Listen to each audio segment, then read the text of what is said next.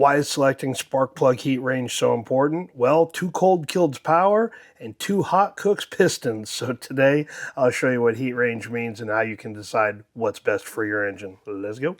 Reading spark plugs is a must-have tool in your toolbox. We've talked about how to read spark plugs to look to see if it's a lean, rich condition, take a look at the timing in the engine. And that video was a very good video. If you haven't watched that, I'll leave a link to it above. You can go check it out. It's certainly one that you need to understand in looking at the condition of the engine and looking at, what the carburetor adjustments are, or even EFI if you're tuning EFI as well. And while checking heat range on spark plugs certainly is very invasive because it requires you to cut it open to really get a good look at the ceramic and where it's meeting the base there. Obviously, that is an extremely rich condition. But when you look at it from the top side, people just assume, well, yeah, it's a little sooty, but looks perfect. I think it's great. Well, it's not. It's not great. It's not lean. It's certainly very, very rich. And that's something you need to understand how to look at. But today, looking at heat range is fairly easy because it doesn't require such an invasive, cutting of the plug. You can look at just the tip of it to see what the, how it's burning in the engine and get a little bit of understanding how it's reacting in there. But today we're going to talk about what heat range is and how to select one for your engine. So heat rating or heat range is the spark plug's ability to transfer heat from the tip of the spark plug into the cylinder head and out. Now, all these manufacturers have some different way of defining that, so we'll talk a little bit about that. There's tons of charts out on the internet. Do a little bit of research when you're looking at how the manufacturers number these. Again, not a topic we're going to cover today. But the heat range on a spark plug has nothing to do with how much power or how much energy it delivers in the spark. I've seen that multiple times where somebody says, I'm going to change the heat range on the plug because I need a hotter spark.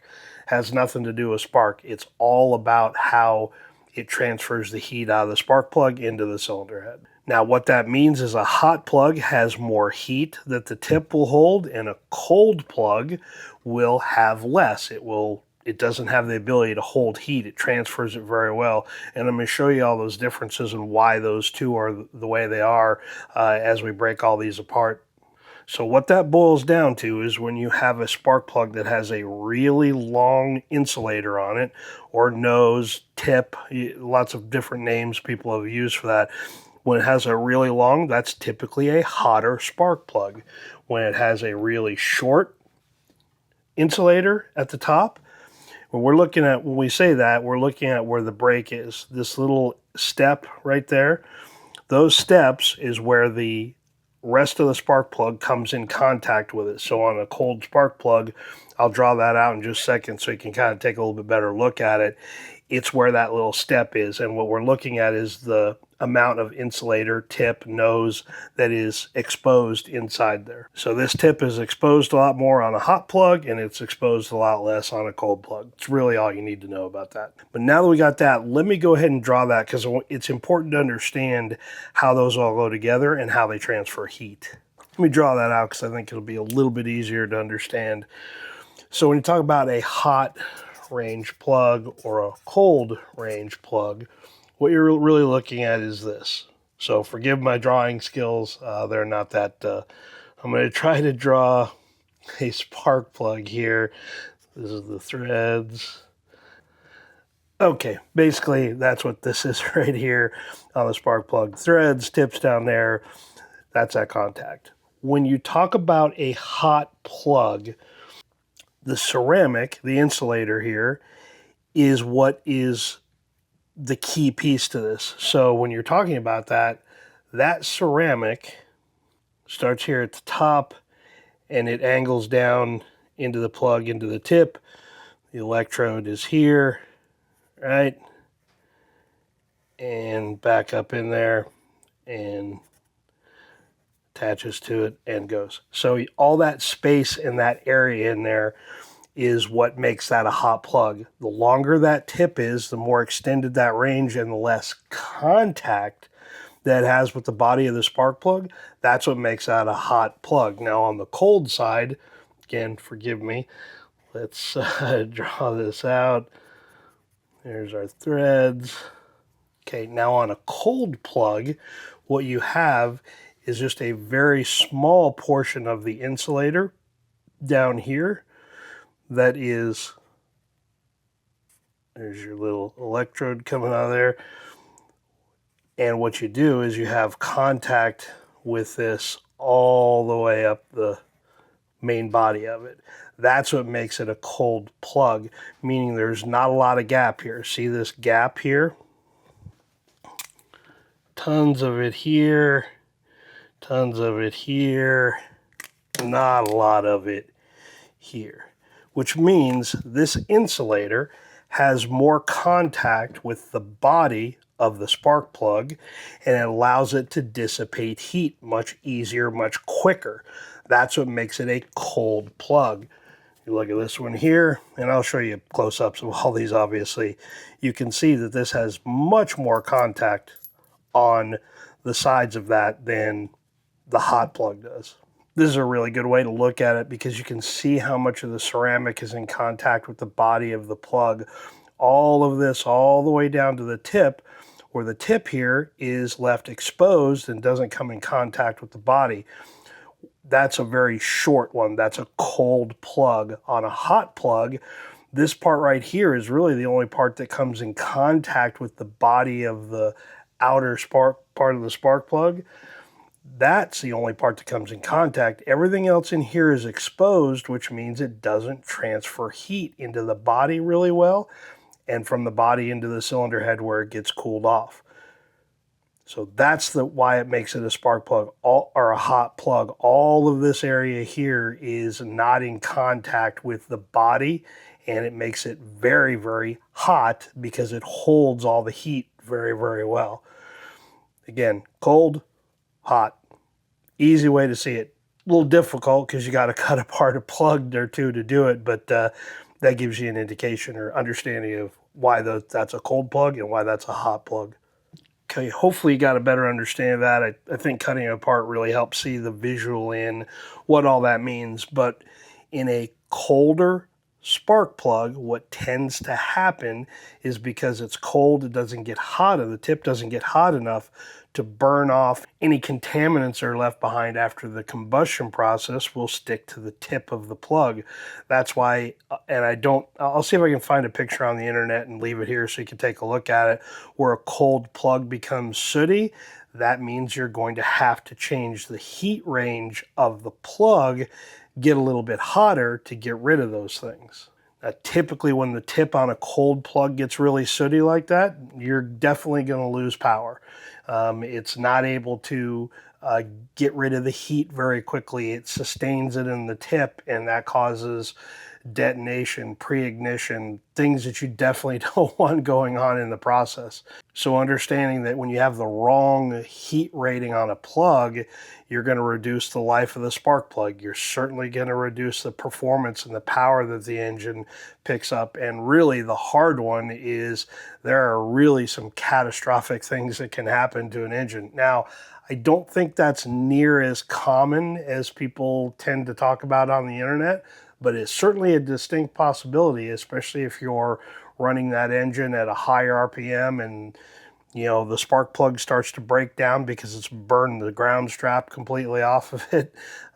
Those are real possibilities. Those absolutely happen, but any of those things could certainly burn up, break off, whatever, and certainly detach itself, and you don't want things rattling around in a combustion chamber. It's just not very good on valves, pistons, cylinder walls, all those things.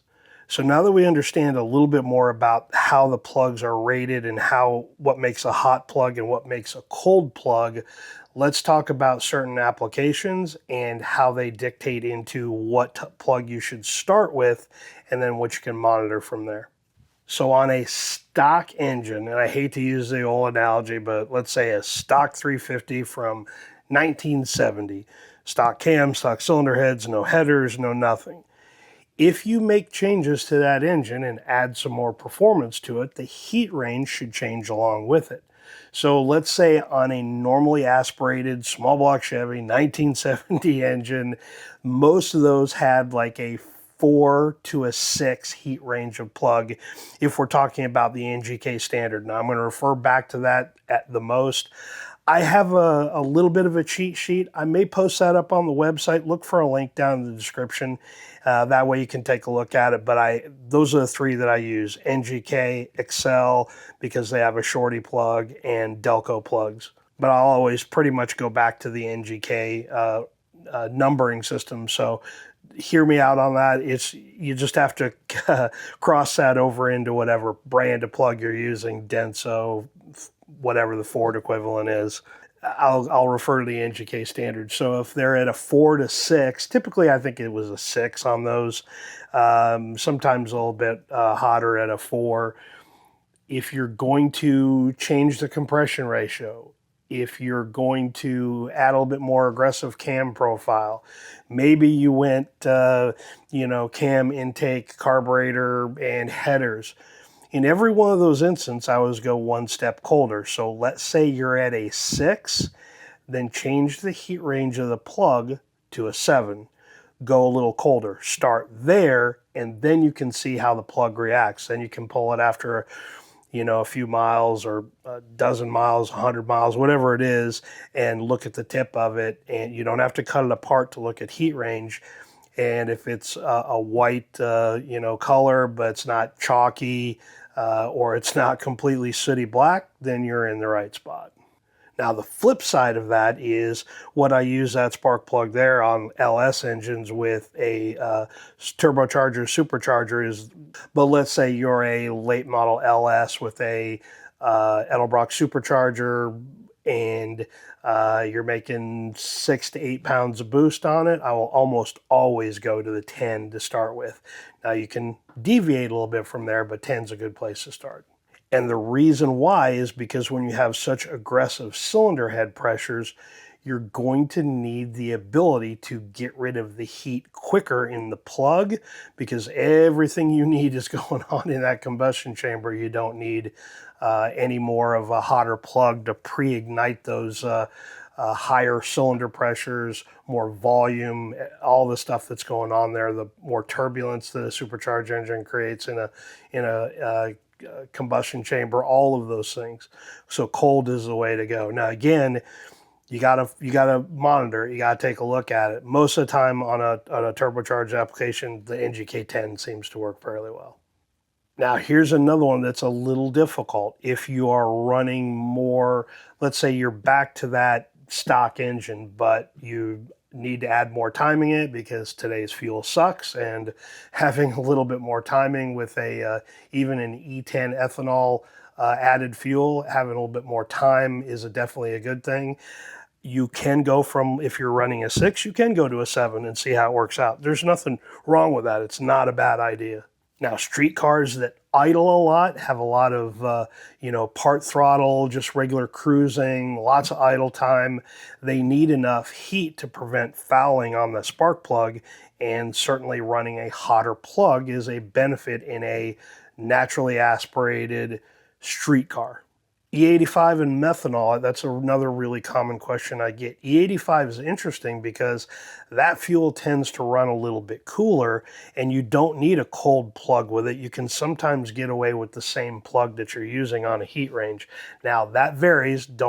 Obviously, you got to take a look at the entire combination, but certainly if you are a normally aspirated and you had a throttle body EFI or an EFI E85 rated carburetor, you can pretty much start at the 6 that you're at and then figure out if you need to go colder or hotter there. But typically if you're adding E85, those applications, you're trying to get more power out of it, and you may need to go a little bit colder based on that. But sometimes the E85 will keep it a little bit cooler. So always look at it in that way. If you're a little bit hotter than stock, then stay with the hot spark plug and then just increase it a little bit. If you are boosted, turbocharger, supercharger, you're going to run nitrous, more cylinder pressure and heat, then maybe start that. If you're running a 6, then maybe go too colder. So go to a 6 to an 8 and verify it. I can tell you though, again, most times you're gonna go almost always up to that 10. It just seems to run better. Now, what do these spark plugs look like when they are not in a, or they're in a good heat range or they're out of the heat range. So I'm going to have to try to find some pictures because I don't have a lot of plugs here that that I've pulled and saved out of engines over the years. But if it's a light tan brown insulator cover that you can see, or color that you can see on the tip, that's typically a good heat range. You're not bad. If it is really, really white, or the electrode or the ground strap is melted off there or is starting to break down, and the electrode on the inside is starting to, chunk a little bit or show a lot of deposits and garbage on there. It's a white blistery type color. That's typically too hot. Like I mentioned earlier, if it's a sooty, black, wet deposits, that's typically too cold of a spark plug. But reading the spark plugs is always the final deal. You can set yourself up for what you think it's going to be based on those little bit of situations we just talked about. But at the end of the day, the spark plug is going to tell you. So the best way to do this, and the good thing about reading heat range spark plugs, is it doesn't require you to cut them apart, but put a fresh set of plugs in it, gap it for whatever the ignition wants, and then do a very, very simple pull on the spark plug so you'll know what's happening. So run the car under load, shut it off, don't let it idle, don't let it sit around, don't cruise back to another safe location, or I guess you need to be safe, but don't cruise to another location and go, okay, I'm going to look at it. You want, put the plugs in, get it under load, engine under load as soon as possible, where it's going to operate, shut it off as soon as you get done with that, then pull the plugs out of there and then look at that. If it's tan-ish, light brown, you're good. If it's white, blistered, sooty black, you're going to have to make changes one way or the other. I guess one last little detail is just to understand that the hot plug just means it's not going to dissipate the heat into the cylinder head. Cold allows it to dissipate really quickly. Now on the cold side, here's kind of an interesting deal, and I've heard this pretty universal from some rather big engine builders that build a lot of higher horsepower, and I'm not talking 5, 6, 800 horsepower. 800 horsepower is high, but don't get me wrong here. I'm talking 11, 12, 1500 horsepower and above. They'll tend to run a colder plug because even if there is something that your engine doesn't like in it, the colder plug tends to not hurt the engine. The hotter plug is where you'll generally have more issue because the plug disintegrates, burns up, burns the ground strap, burns the electrode, whatever. Part of the insulation may chunk off. That's where you'll run into some serious problems. So if you're going to err on the side of caution, go colder than hotter. I hope that gave you guys some information and understanding of heat range on plugs. Like I say, it's not that complicated, but for sure it's one thing that I've never had a customer that's come to me that were tuning their engine of where they think the heat range is at. It's something they've just never considered, and that's okay. There's nothing wrong with that. That's why you can add this to your little repertoire of things you can do. You're going to look at carburetor tuning, EFI tuning, look at AFR, make those decisions.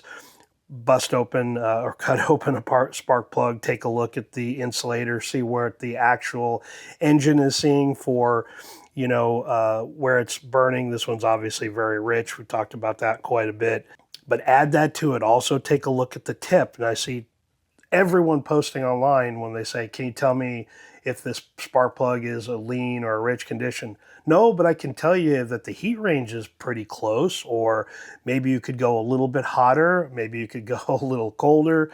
But yeah, just looking at the tip of a spark plug really doesn't give you much information other than heat range.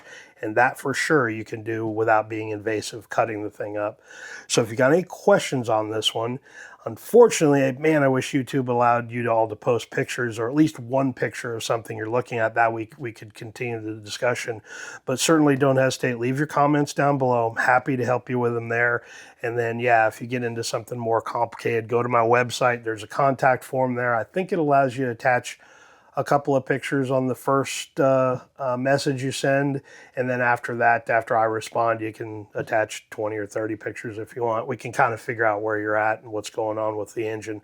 But again, leave me a lot of details in the comment if you've got questions about heat range. because it'll help me understand the big picture. I need to know what type of engine it is, what you've done to it, what the cam profile looks like, if you've changed cylinder heads, higher compression ratio, how you're driving it. All of those things are critically important. So anyway, I hope you guys got something out of that one. If you did, leave me a thumbs up. I always dig that. And do me a favor, share this channel with some of your friends and share it around social media. It helps YouTube figure out that I'm here to stay, and I've got lots of good content. Hopefully you guys enjoy it. And cool, we'll catch you guys on the next one. We'll see you.